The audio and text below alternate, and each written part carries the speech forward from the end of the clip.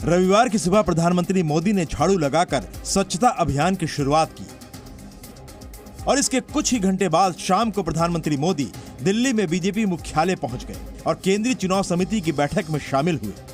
बैठक का एजेंडा राजस्थान और मध्य प्रदेश के विधानसभा चुनाव के लिए उम्मीदवारों के नामों पर चर्चा थी। सूत्रों के मुताबिक बैठक में तय हुआ कि पार्टी मध्य प्रदेश का फॉर्मूला राजस्थान और छत्तीसगढ़ में भी लागू करेगी।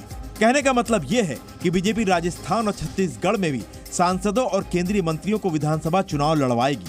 इसमें सबसे दिग्गज नाम है राजस्थान के जोधपुर से सांसद केंद्रीय मंत्री गजेंद्र सिंह शेखावत का। सूत्रों के मुताबिक गजेंद्र सिंह शेखावत को राजस्थान के मुख्यमंत्री अशोक गहलोत के खिलाफ खड़ा किया जाएगा। सूत्र बताते हैं कि केंद्रीय मंत्री गजेंद्र शेखावत को अशोक गहलोत की सीट सरदारपुरा से टिकट दिया जा सकता है। वहीं बीजेपी केंद्रीय मंत्री कैलाश चौधरी को भी बाड़मेर से विधानसभा चुनाव लड़ा सकती है। सूत्रों के मुताबिक केंद्रीय चुनाव समिति की बैठक में राजस्थान की 67 सीटों में से 62 सीटों पर नाम तय कर दिए गए हैं। उम्मीदवारों के नामों का ऐलान भी कभी भी हो सकता है। क्या अब उनकी सरकार मात्र संवैधानिक आयुष पूरा कर रही है? जो 5 साल के लिए मैंडेट दिया था संविधान के अनुरूप चुनाव के, वही बाकी बचे हैं। बाकी सरकार अब समाप्त हो चुकी है, केवल सर्कस रह गया।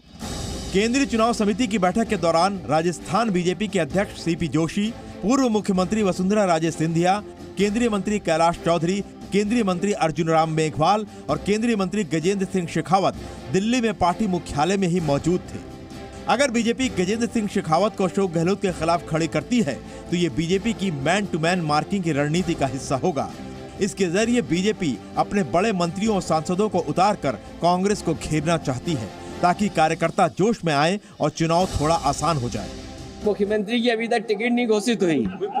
सोचिए आप, ये मुख्यमंत्री की टिकट नहीं घोषित हुई और तमाम मुख्यमंत्री बनने के लिए चुनाव लड़ रहे हैं, तो सोचिए कितने घबराई हुई है भारतीय जनता पार्टी। बीजेपी ने मध्य प्रदेश में अपनी दूसरी लिस्ट में केंद्रीय मंत्री नरेंद्र सिंह तोमर, फग्गन सिंह कुलस्ते और प्रहलाद सिंह पटेल सहित 7 सांसदों को उम्मीदवार बनाया था। सूत्रों के मुताबिक बीजेपी आलाकमान को लगता है कि बड़े मंत्री और सांसद अगर विधानसभा चुनाव लड़ेंगे तो इससे उनके पक्ष में माहौल बनेगा।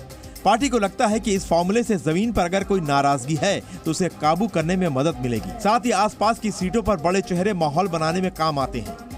यही वजह है कि सिर्फ एमपी और राजस्थान में ही नहीं, सूत्रों के मुताबिक बीजेपी छत्तीसगढ़ में भी सांसदों को विधानसभा का टिकट देगी। रविवार को केंद्रीय चुनाव समिति की बैठक में 69 सीटों पर चर्चा पूरी हो गई। छत्तीसगढ़ को लेकर अब केंद्रीय चुनाव समिति की बैठक में चर्चा नहीं होगी। हालांकि ये भी सवाल उठ रहे हैं कि मध्य प्रदेश की तरह राजस्थान में भी अगर बीजेपी केंद्रीय मंत्रियों और सांसदों को विधानसभा चुनाव में टिकट देती है तो क्या कैलाश विजयवर्गीय की तरह कुछ नेता भी नाखुशी जाहिर करेंगे? कि मेरी लड़ने की इच्छा ही नहीं, 1% भी इच्छा नहीं थी। एक माइंडसेट होता है ना लड़ने का, अपने को तो जाना भाषण, अब बड़े नेता हो गए, अब हाथ जोड़ने का जाएंगे तो भाषण देना और निकल जाना, भाषण देना और निकल जाना। इन सब सवालों के बीच प्रधानमंत्री मोदी आज राजस्थान में चित्तौड़गढ़ और मध्य प्रदेश में ग्वालियर का दौरा करेंगे। राजस्थान में प्रधानमंत्री मोदी 7,000 करोड़ रुपए और मध्य प्रदेश में 19,000 करोड़ रुपयों की परियोजनाओं का लोकार्पण और शिलान्यास करेंगे। ब्यूरो रिपोर्ट, जी मीडिया। जी न्यूज़।